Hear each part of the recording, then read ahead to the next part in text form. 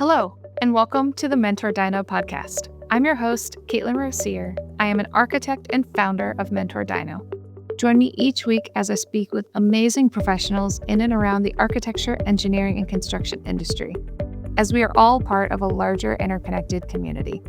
We discuss everything from career stories, lessons learned, and advice for others finding their own unique career path. Thank you to all of our current subscribers, and if you're new, welcome to the conversation.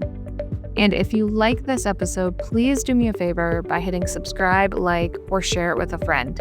It really helps others be able to discover this resource and support them on their own unique career journey.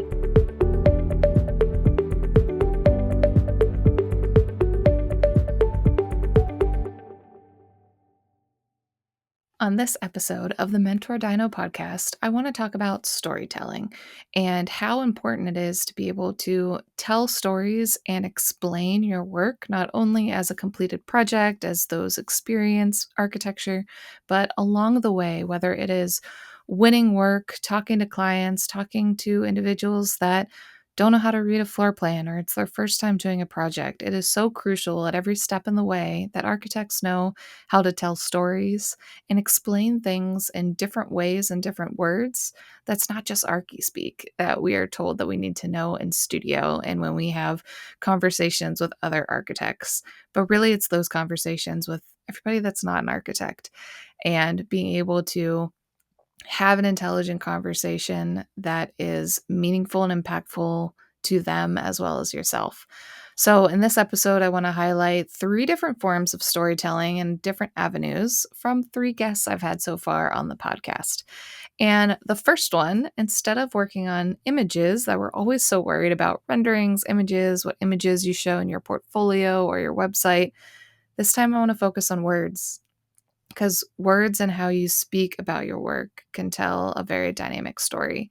So this one, I want to introduce you to Nikita Morell. She was episode number 67 and my first episode of 2025. And she is a copywriter for architects, and she is out of Sydney, Australia. And so in this episode, I'll be clipping out to joining her newsletter and how engaging her newsletter is. It's not just standard salesy, here's an update. It's actual stories every time, which is what really makes it engaging and capturing and captivating to her audience. But she really helps those with their website, branding, talking about themselves. So architects are very good at talking to other architects, but sometimes aren't so good at speaking about their work to clients and getting more clients when using the words that they find impactful. So I hope you enjoy this little clip from Nikita Morell's episode, and she's always there to help if you're looking to revamp your website. Once I start looking at the really large firms, I feel like their websites are more like a retention recruitment tool rather than going after owners, whereas the small and medium firms are actually using it to generate business. I'm not sure if you've seen it that way or if you've helped. How's that larger firm versus small firm dynamic? Yeah, and you've really summarized it well, because a lot of clients, the small firms, come to me and they say, "Oh, we want, a website," and then they'll name some architect or something, and I say, "That's great," but the thing is, with those bigger firms, they've already got that brand equity. People already know their name. They've already got that reputation, so they've got that trust, so they can use it as a recruitment tool. Whereas for firms who may not have that brand awareness, people don't know who they are. That's where really your website is a trust builder, because a lot of architects come to me and they say, "Well, Nikita, all my work's coming through word of mouth. Like, do I really need a website?" And I say, well, unfortunately, everyone's Googling you. I mean, you're probably Googling yourself. So you do need to have at least a website that is building up that credibility and trust. So if they've got multiple tabs open, yours is memorable and they're just stopping at yours and they're going, "Okay, I really want to work with these guys. Like, no matter how much they cost, I'm going to try and make it work," because they're invested in your firm and they already feel that sense of trust before they've met you. So, yeah. Yeah. And I think trust is an important part because it's all actually trust in relationships and less on the design. Not to say that design's not important, but for those clients and bringing in repeat clients, if you're not trustworthy, they're not going to come back to you. Exactly. Oh, So, yeah. 100%. have you heard any feedback from previous architect clients that have had a boost or a change in their work after updating their website copy? Yeah, so I do often, I have like a little reminder in my calendar. So after around 6 to 12 months, I'll touch base and I'll be like, okay, what's happening? Because, it's not something that you put a website live and then the next day you start getting results. It's one of those things that kind of takes time. But a lot of architects, the biggest piece of feedback is after I've written their copy, they just say they're getting a lot more like inquiries from better fit clients. So ones that are more aligned with their values, and doing things like on your about page saying, we like to work alongside clients who respect design, or just something very simple like that. You're almost immediately filtering out those people who are just there to kind of haggle your prices, or they just want a quick quote or something. So you want a lot of those architects that come to me, they want to attract the right types of people. They don't want to waste their time. So yeah, that's one of the best pieces of feedback that I often get, because it means that the copy is doing its job. Yeah. And I think it's important that you highlighted the 6 to 12 months afterwards, because I feel like we're in such a time where everything needs to be immediate. Like all of our project schedules are getting faster, and we wish we had more time to get our projects designed before they go to the contractor. But everything takes time. I know even doing my own copy and learning about SEO and understanding it takes months for it to really take hold is important. Do you find you have to educate architects as much as the copy itself, but what that does from an SEO and the actual dynamics of web searches? Yeah, like I have to definitely educate them. But then even again, like the copy on my website's obviously working because I'm getting a lot more architects coming through my door who already understand that. So I am finding that I need to do that less and less. Um, and I think something that comes from updating your website copy, or having at least copy that reflects who your firm is now, is that the confidence of the firm also increases. So they start putting their name, and they start entering awards and that, because they're not embarrassed. Because a lot of architects come to me and like, I haven't updated it in 5 years. It's a mess or whatever. But I think just by making certain changes to your messaging, you feel that confidence, and you do put it out there more. And so you see those results. Yeah, because I can definitely tell when websites haven't been updated in decades Yes. in some Yeah. instances. Even with when I was graduating from college and looking at websites, if a website was very old looking and hasn't been updated, it's like, okay, if they haven't updated their website in decades or Yeah. however long I've been alive, like how up to date are they with project standards or changes in the industry, and just making sure it's light and refreshed. So, Exactly. but it doesn't Yeah. have to be starting over. I think if you've got good copy, it's, hey, change some of the brand colors or rearrange things. Once the good copy is there, you can reuse words in so many different ways. Oh, for sure. Yeah. And I wanted to dive into your newsletter as Yeah. something even on the MentorDINO side, where I try to run a newsletter and try to keep up. And I am always entertained by your newsletters and how fresh they are. And I don't know how you do it and keep up, because every time I try my newsletters, then I run out of time to keep up. So can you tell me a little bit about your newsletter, what you write in it, and how that, I guess, could potentially help other businesses if architects want to start writing newsletters for their owners? Yeah. Oh, thank you. Thank you for the kind words. But yeah, it's like one of the parts of my business that I love doing. My newsletter is not like other newsletters, as if you're on the list, you will know. I do really treat it like a letter, like a newsletter, rather than try and, talk about or teach at architects. I love sharing stories from my own personal life or things that have happened, and like kind of weave it in. And I actually created an entire course called Email Newsletters in 1 hour for architects, to show them exactly how you can approach your newsletter in a way that it doesn't feel so scary. So, for example, with my newsletters, I don't date it, or I don't say, it's a monthly newsletter. It's nothing like that. It's when I feel like it, I write it and I send it out when I have something to say. So I feel like that pressure's taken off, but I don't feel like, there's a deadline coming and I need to just fill it with something. So if I don't have anything to say, I'll leave it a few weeks, even a month sometimes. And then if I have an idea I want to develop or I want to, share with my audience, then I'll go and do it. So I think, I share all that approach. I share kind of ideas in that kind of 1 hour course, but yeah, it's a good one. Yeah. And I know I definitely feel that pressure with the deadlines of it. It's like, oh crap, if I'm trying to do weekly or monthly, even if it is monthly, it's, oh my gosh, it's already the end of the month. Like you hit a couple project deadlines during the month and all of a sudden a whole 30 days has gone by and pulling things together. And I know we even talked about you took some time off for your fourth child and trying to adjust. And I know even small firm owners have those struggles with, okay, having a family, if they're a solopreneur, and being able to take those breaks and give yourself grace. So I don't know if you have any advice for that, since your most recent child was very recent. So I think the biggest thing is like, I feel like it's even with websites, when you hit live or launch, you feel like it's the biggest thing because you've been working on it. Same with newsletters. No one, from my experience, no one's really tracking when you send it off. 3 weeks and they haven't sent me a newsletter. No one, I think about how busy our inboxes are.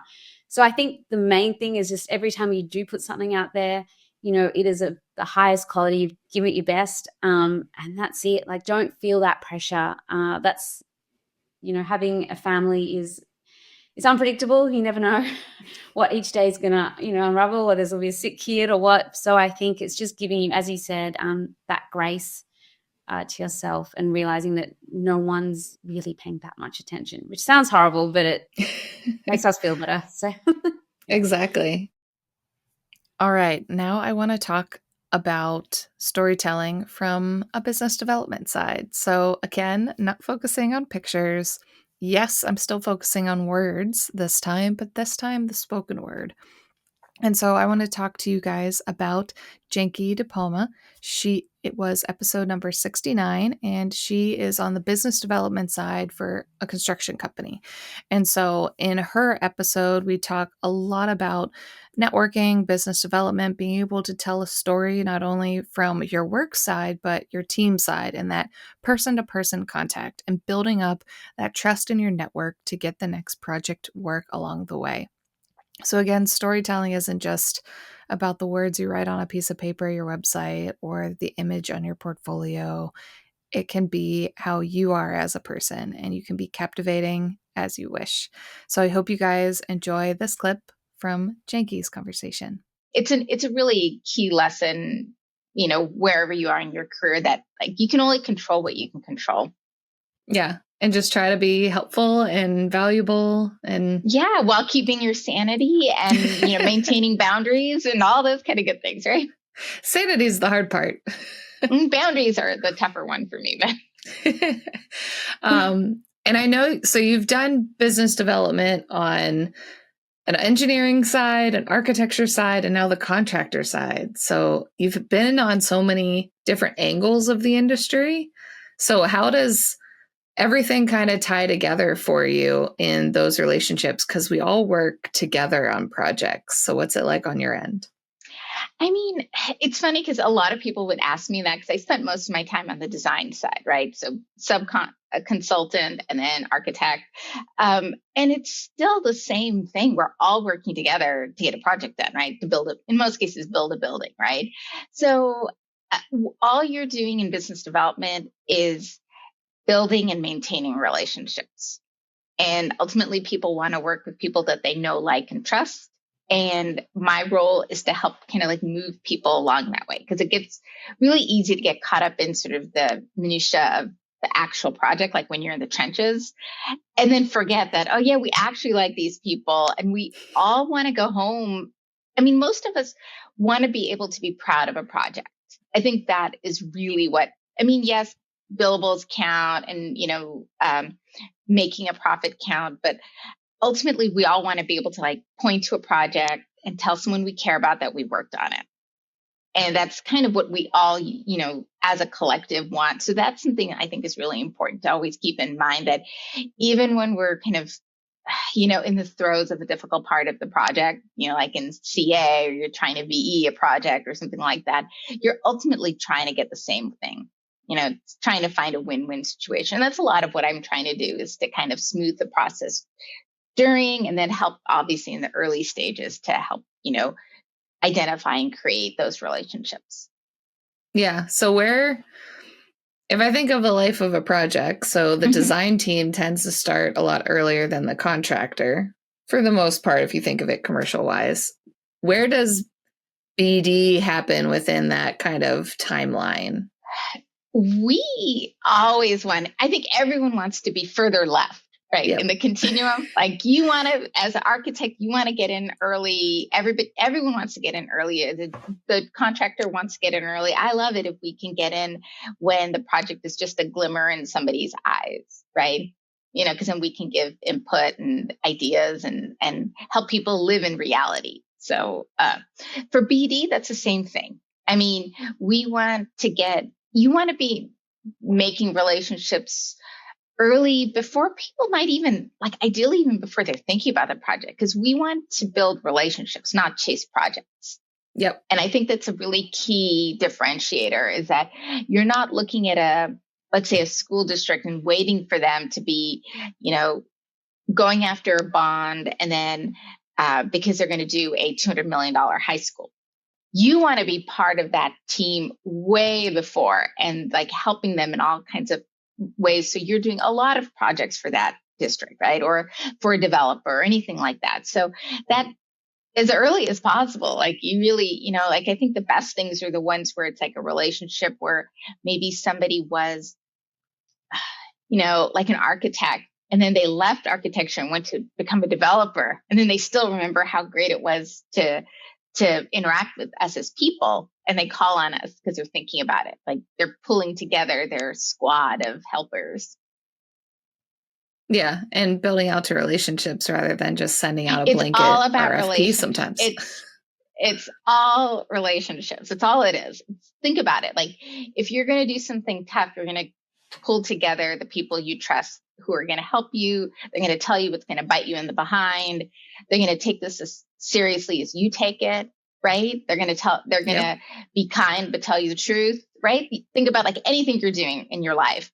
So it's the same thing, whether you're a developer, whether you're a school district, whatever it is, you want to gather people who are going to tell you all the things that you don't know. Exactly. And speaking of that, I know when I started my career, I had no idea the business development world even existed. And we had a business development person in the office, and it was what does he do? He's off in his office, he's on calls, but you don't really learn the business side of architecture in architecture school. So it is, what are you doing? What's going on? So do you have a good way of explaining what business development is and what that role is to recent grads?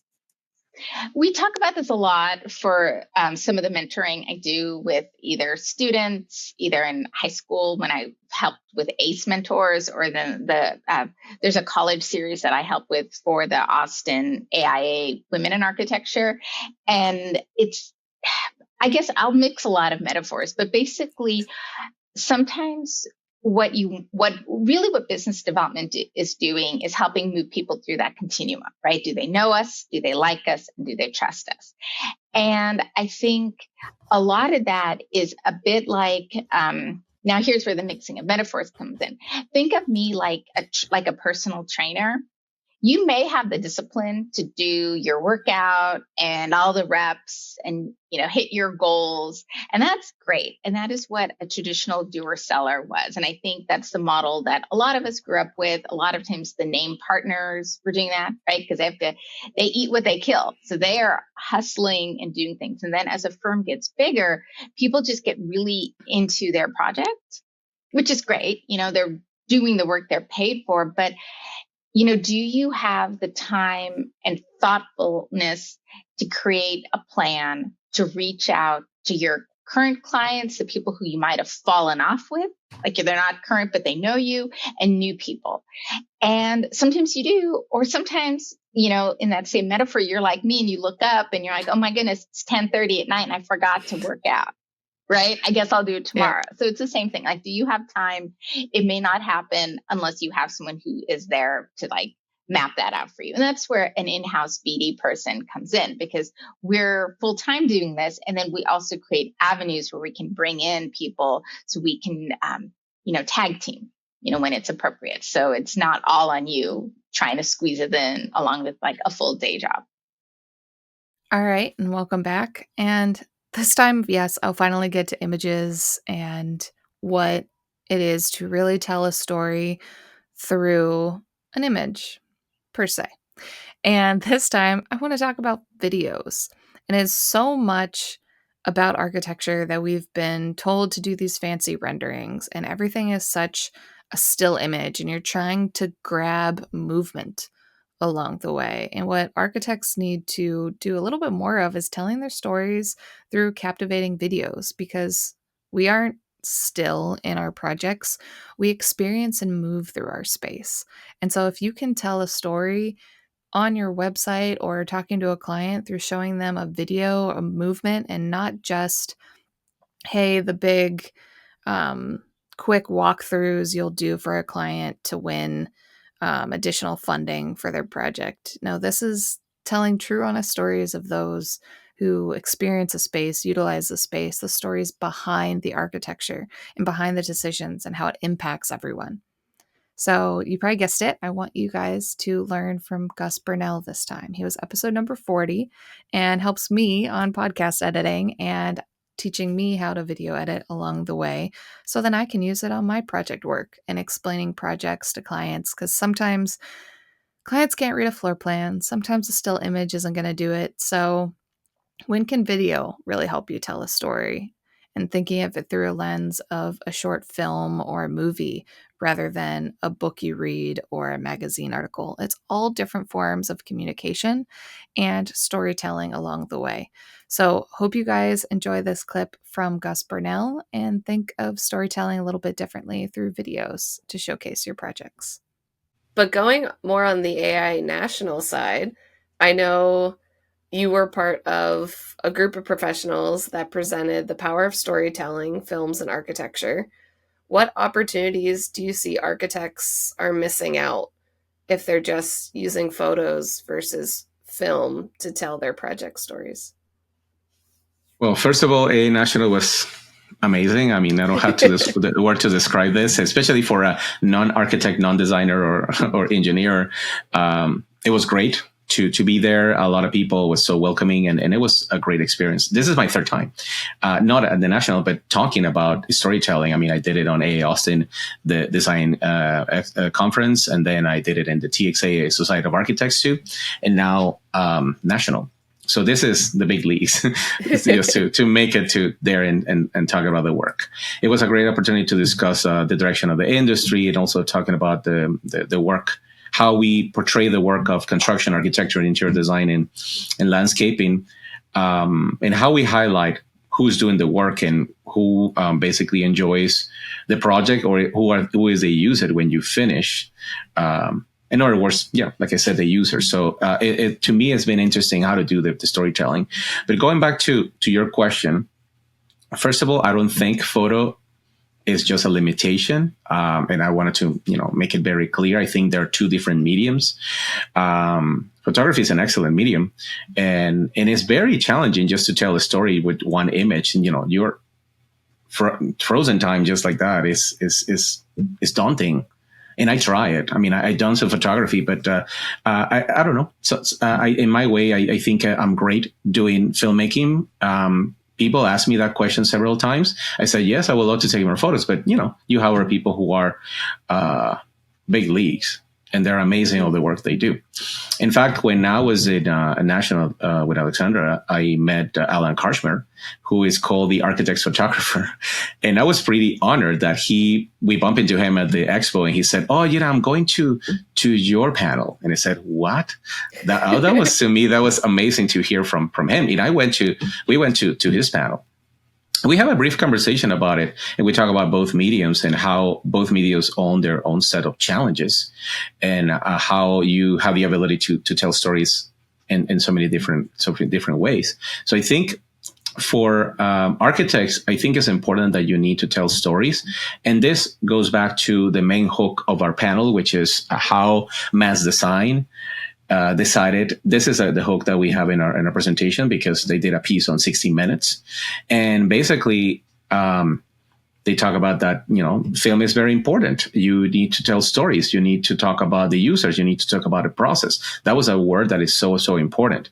And it's great because now we see it more regularly. You see how people talk about the process. You see it on social media, even 15 seconds. Oh, let me show you this 15-second of how the construction is going, or basically a video like Tiny Pictures, how we basically were able to capture in 8 minutes what it's like to, for an architecture firm, create this micro home for a person who doesn't have a home.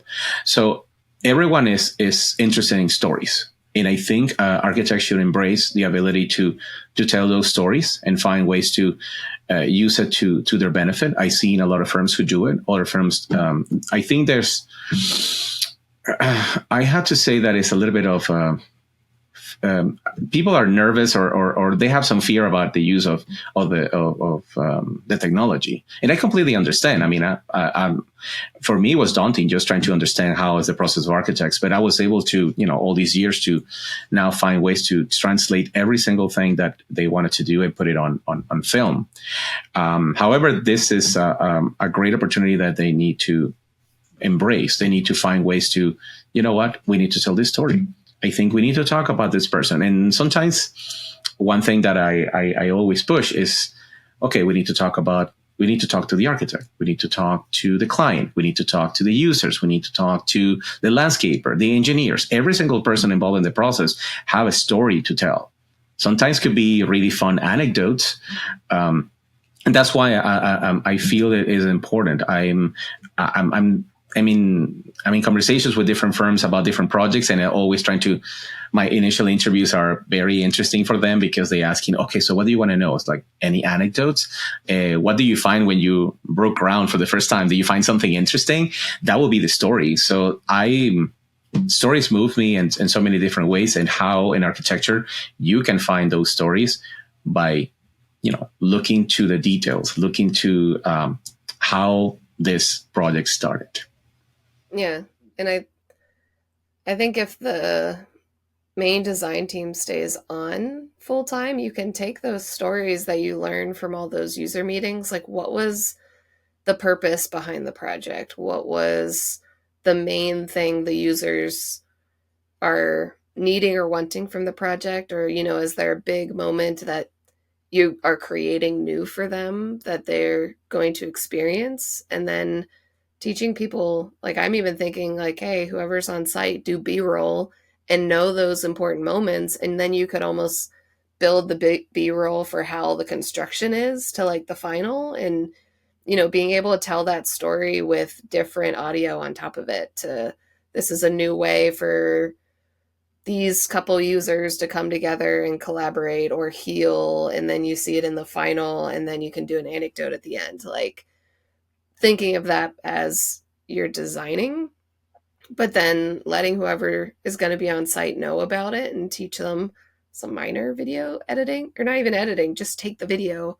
So then in the end, it's a whole series of things you can build together to create something, and you don't know where it's going to come from. But it's an education part. Or sometimes I miss taking videos or photos. So I'm like, crap, I meant to do that. I mean, it's hard for me too. Sometimes I go on a site and I'm producing, like recording a video, and I give my phone to somebody. It's like, okay, please take some photos of me, record some videos of me, because I need that for storytelling purpose. I mean, it's not just what I'm capturing on camera. It's like what happened behind the camera. It's also interesting to know. So, yeah. And I learned a lot just hanging out with you at AI National, because I got to see how you were pulling together different video clips to be able to create and share your story and your experience at the conference, and even be able to take videos of me that everybody will be able to see soon on social media with all the different things I post, but seeing how you captured me having conversations with people, you captured the essence of the event or different critical moments. I even learned just by watching you that I'm like, oh, okay, like this is what you're seeing. And I'm like, oh, he's taking video. Why is he taking a video? Okay, what am I looking at? What am I seeing? So it's a lot about learning design. You just kind of see from learning from others. Yeah, the national was an interesting process because I wanted to do an episode per day. So imagine what it was for me processing all those videos, and then at night just making sure the video was edited just to submit it to the Instagram the next day. And I still was able to compile all those days in one more video. And I said, this is insane that I'm, you're basically collecting all the different events and happenings. But that's a storytelling. You're basically, how do you try to tell a story that happened in 4 days and 90 seconds for social media? That was hard, but it's possible. And just the best advice I got whenever I was looking to start this podcast and the YouTube channel side of MentorDINO was just start.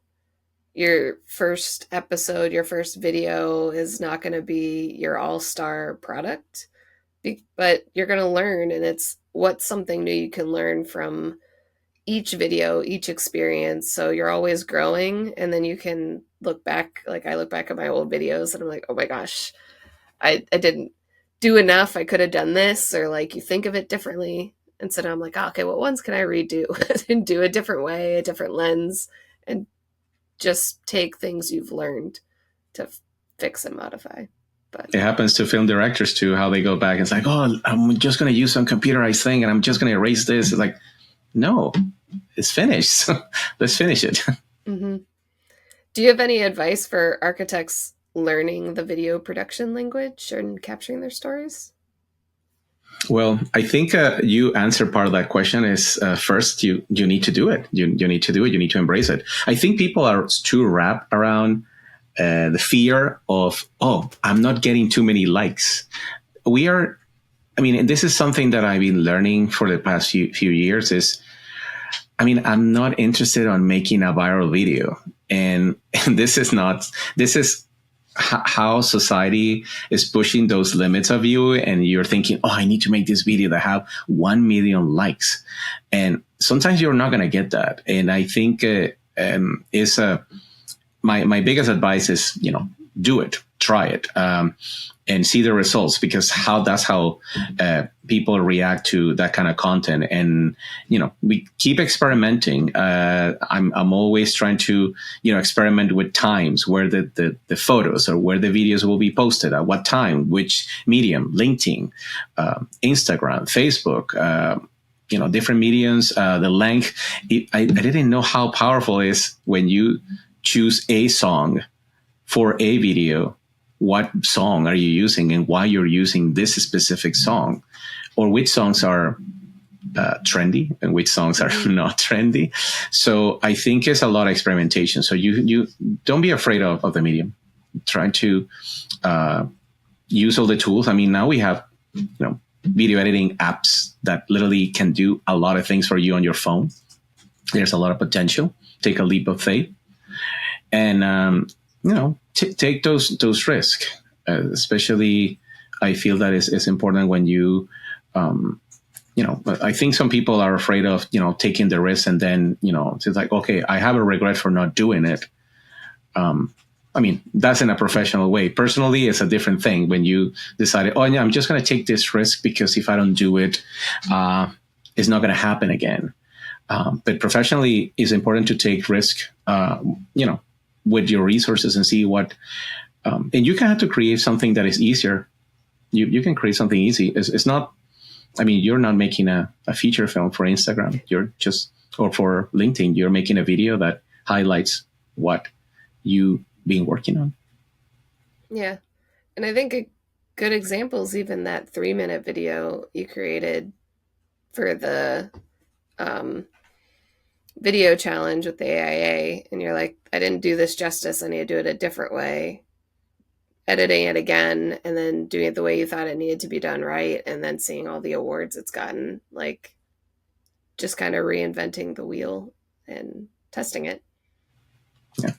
Has with like WIA and the profile series, have they, I don't know if you know if they've gotten any different like social media engagement with the videos content being added in?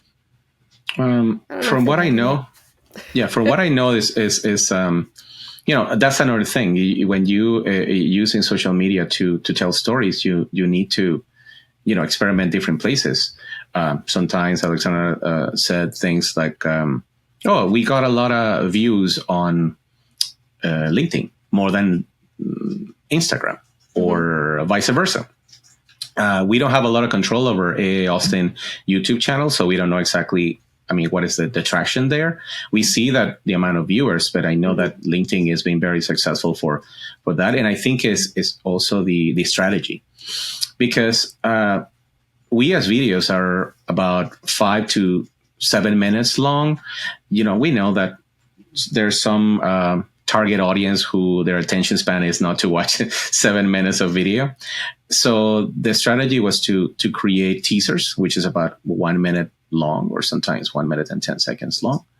And those are being very successful. Those are very helpful because basically drive the audience to watch the full video. They're interested.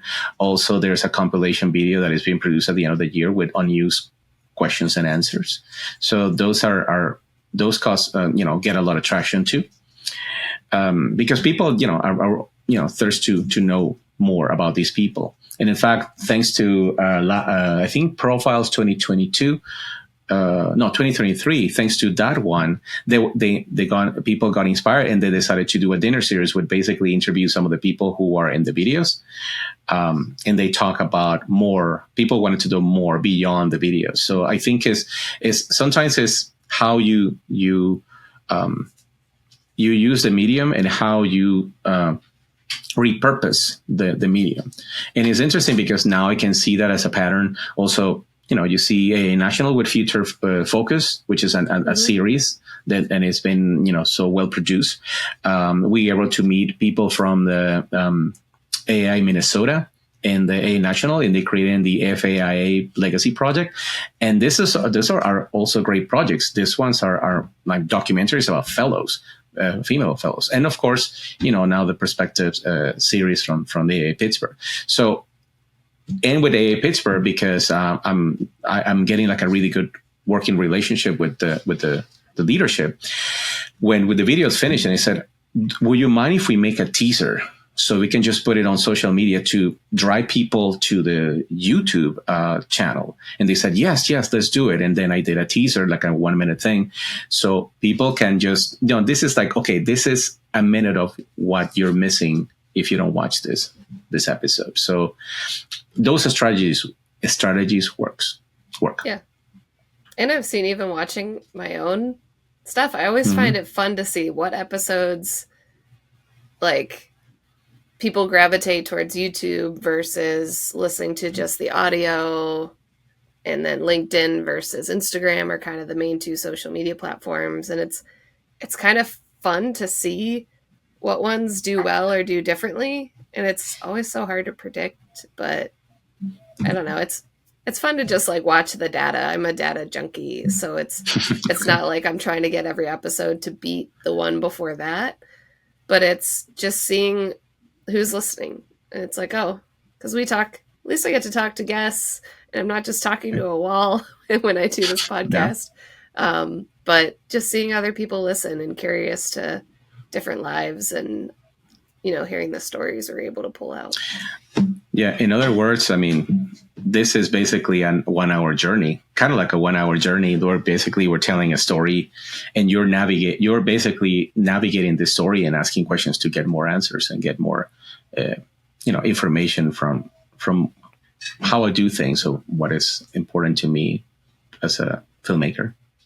All right. And I hope you guys enjoyed this conversation about storytelling, and how storytelling is more than just images and renderings you put out on your portfolio or website. It's really the words that you choose to captivate your audience, and the types of words based on who you're trying to tell the story to. I don't want to tell the same story to a senior architect as I do a high school student, as I want to talk to a toddler. They're all different. We need to change how we tell our stories in different lights. So hopefully the words Nikita taught you on copywriting can help you with your website and getting more work in that sense. Janki helped you learn how to talk to professionals all around the AEC industry, as well as your clients, in telling stories from a business development and networking lens.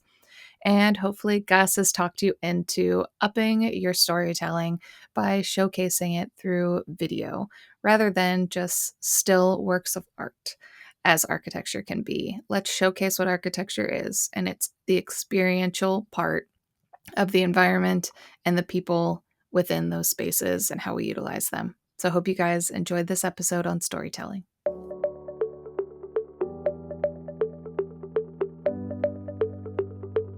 I hope you enjoyed our discussion today.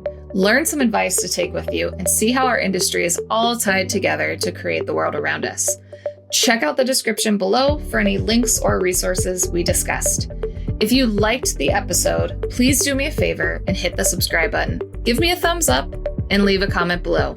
It really helps others be able to discover this resource and support finding that career path that best works for them. If you know someone that has inspired your own career that you'd like me to interview, let me know in the comments below, or you can reach out to me via my website or LinkedIn. I'd be happy to share their story or your own. Thank you again, and I cannot wait for the next career story I get to share with you next week.